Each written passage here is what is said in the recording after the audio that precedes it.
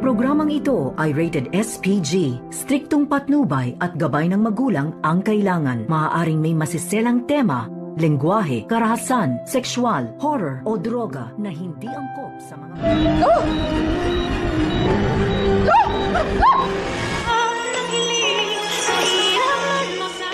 Narito na nga ang ating pagkaabangan mamaya sa abot kamay na pangarap. Hindi nga nagustuhan ni Zoe ang ibinalita dito ng kanyang ina na si Moira, at sinabi ni Moira sa kanyang anak na may malaki nga daw silang problema dahil lumabas na daw ang resulta ng fingerprint dito ni Zoe at nagiging match nga daw ito.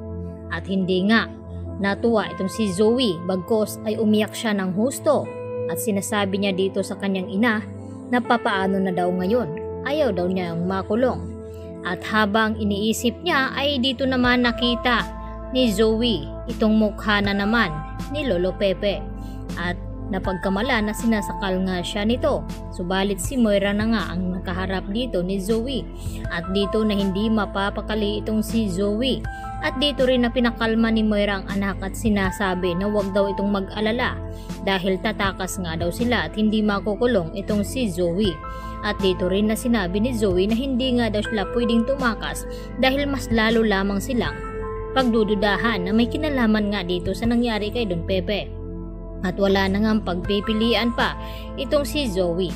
Samantala, hindi naman makpakali itong si Lynette at may pinapadalangang tauhan itong si Carlos upang ayusin na nga itong kwarto dito ni Annalyn at dalawang lalaki nga ito. At dito naman na hindi nagustuhan ni Lynette nang sabihin at banggitin ng lalaking ito ang tungkol nga dito sa isang Snow White dahil naalala ni Lynette ang mga taong nang loob sa kanila at nanakit kay Lynette, kaya pinaalis nila ang mga lalaking ito at nagtungo itong si Lynette sa Eastridge.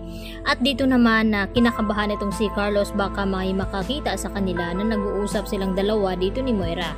At hindi naman umamin itong si Carlos kay Moira na may kinalaman nga siya dito sa nangyari nga kay Don Pepe na nagkaroon ng cardiac arrest. At dito niya pilit na pinaalis itong si Moira. Subalit nakaramdam itong si Moira na may kinalaman na nga itong si Carlos sa nangyari nga dito kay Don Pepe. Samantala pumasok na nga sa trabaho itong si Zoe dito sa Apex Hospital at nakita naman dito ni Doc Antonio na nag-iisa ito at parang nakatulala. At dito nilapitan ni Dr. Antonio itong si Zoe at nagulat naman ito. At dito na biglang humagulhol at umiyak at dito sinabi ni Zoe na lagi daw nagpaparamdam sa kanya itong si Lolo Pepe. At nag-advise itong si Doc Luke na baka kinakailangan na puntahan ni Zoe sa ICU ang kanyang lolo at kausapin na sana ay patahimikan na siya at wag nang magpaparamdam. At pumayag naman itong si Zoe hanggang sa pumasok na nga sila dito sa kwarto. At dito naman na hindi nagustuhan ni Zoe at nilapitan at kinausap niya ang kanyang lolo at maya-maya nga ay biglang gumalaw at hinawakan ni Don Pepe ng mahigpit itong braso kamay ni Zoe at nagdilat nga ito ng paningin.